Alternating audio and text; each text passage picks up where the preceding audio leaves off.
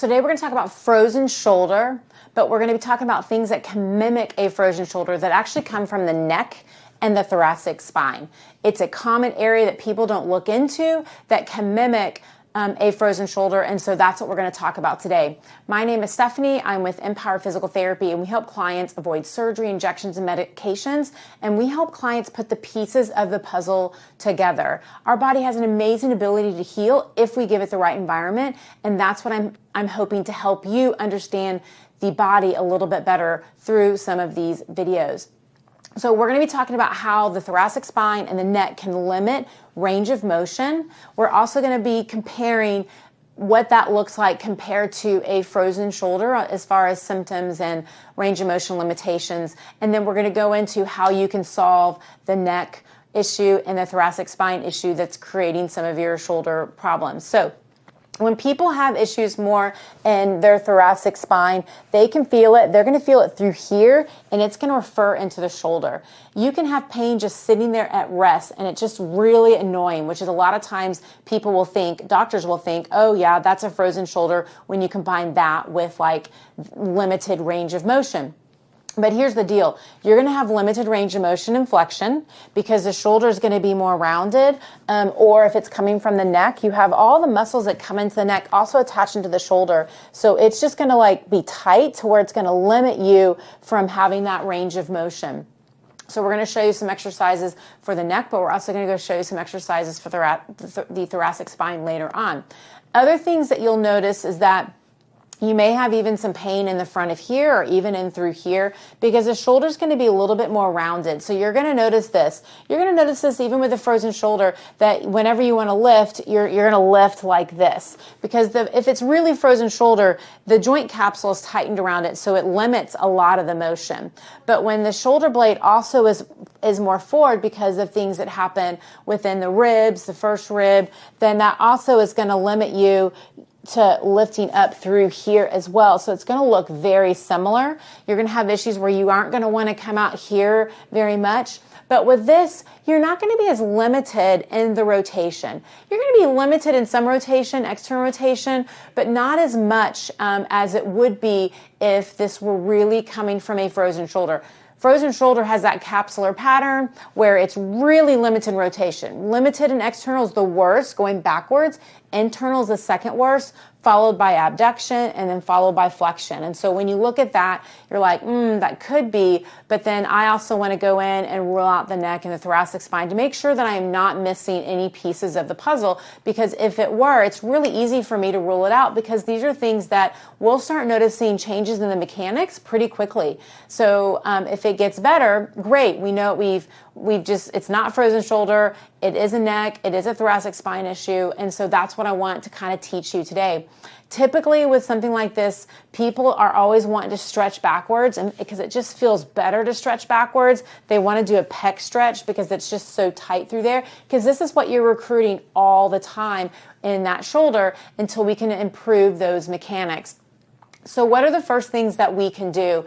Again, I want you to take some baselines because this really helps us understand what is going on. And if we're actually getting symptoms from the neck, if we're actually getting symptoms from the thoracic spine, or is it a combination of both? But we have to take baselines and then retest those baselines to really see the progression of like, yes, we're moving in the right way. So you're going to take baselines of your motion, shoulder motion. Do it in all the different directions, do it backwards. You can bring it in and see what it looks like when you rotate it up like this. Those are all the different motions you want. You can do a motion out here and just whatever you're limited in, take some baselines because we want to be limited in 3, 4, 5 different types of motions so that we can retest those. So the first thing we're going to do is we want to rule out the neck.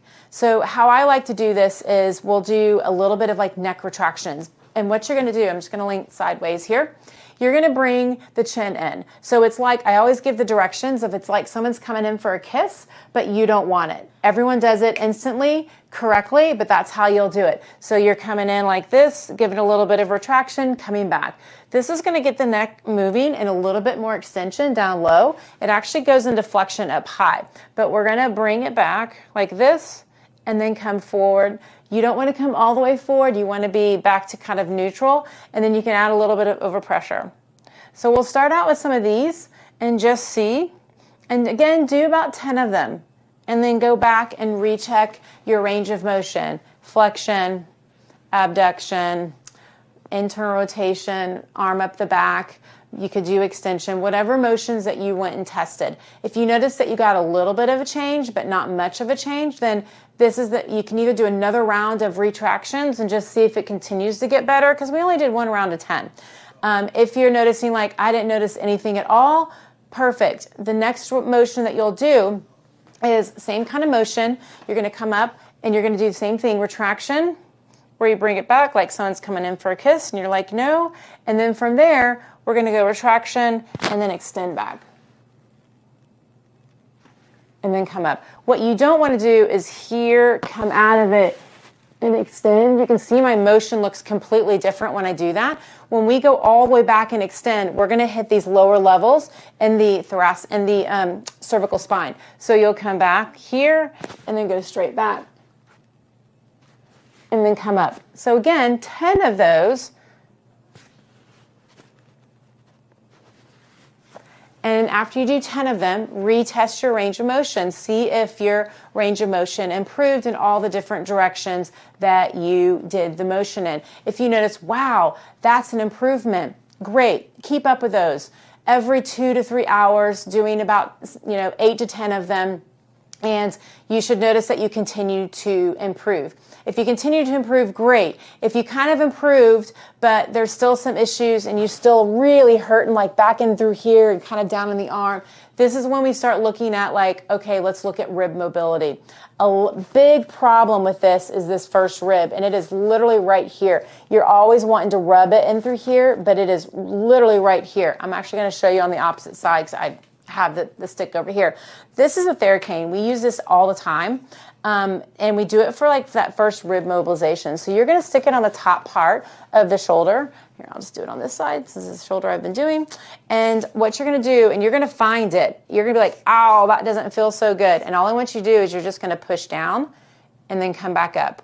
And then push down and then come back up. So doing that, again, about 10 times. Eventually it gets to the point where like, oh, that feels really good, but it's at the very beginning, I'm not going to lie, it doesn't feel very comfortable, but it kind of almost feels like, I'm pushing the pain out of your body. But as you do this, 10 of them, go back then and retest your motion and just see if your motion improves with it. If you notice that it's improving, awesome. Let's do this 2 to 3 times a day, mobilizing it. You can go every 2 to 3 hours as well if you want to.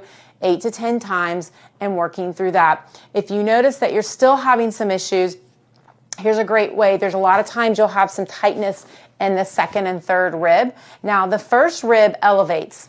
So when you do things like your shoulders are going towards your ears, that's elevation of that first rib, and it'll get stuck there if you do that a lot. So if you keep, that's why we always want to make sure we keep our shoulders down. But a lot of times when that first rib's elevated, you're going to feel like almost want to force it and bring your arm back. Very common with that. It's really hard to relax, but as you mobilize, you'll be like, oh, I feel like I can sit here and actually relax. And that's a very positive sign for something like this. Now, if we want to mobilize the ribs, the second, third, and really the rest of the ribs, they expand out and then they come back in. A lot of times they kind of get stuck out because we're always rounded doing stuff like this, working on the computer, those kind of things, they will get rounded. So you're going to take it and you'll find the spots. So you'll take it like here's the first rib, you'll go down below, and you're going to pull this direction. So you want to pull and just kind of mobilize those ribs. And you'll find the spot. You'll be like, oh my gosh. And it's going to feel like you're hitting soft tissue, but you're going through the tissue that's tight to really mobilize the bones. And this is just pulling it and doing this motion. If you're like, oh, that is just too much, it's too hard, then the next motion next thing I'll have you do is actually get like a foam roller. This one works for a little bit, and then eventually because of the ribs and the shoulder blades, it doesn't work as well. We'll have to kind of go to a tennis ball. But you can do the same thing sort of by having the foam roller, and you'll have your hands behind your head and you'll arch back. and just breathe. And you can kind of move to find the spots, and then you just kind of breathe as you relax. Hang out there for about a minute to really stretch everything through there. And that is another way that you can get the ribs to kind of mobilize. And again, retest your motion. If you're noticing, wow, that's a lot better in all these directions, then just keep on doing some of those exercises. Now you can have combinations of neck and thoracic spine. So just start playing around with it, test and retest your motion, and you should start noticing that you're going to get some improvements. These are very common things that can mimic a frozen shoulder that is not a frozen shoulder. A lot of times when people have a frozen shoulder, some of the rib stuff is there because they can't move it, so they're using their shoulder like this every time they use it. So you can even get some relief in that frozen shoulder if you with some of the thoracic spine stuff that I showed you today. So make sure you subscribe to our channel, like this. If you have liked the content that we're putting out, we put out content all the time trying to help you understand the body a little bit more and getting you back to feeling great without surgeries, injections, or medications. So we'll see you next time.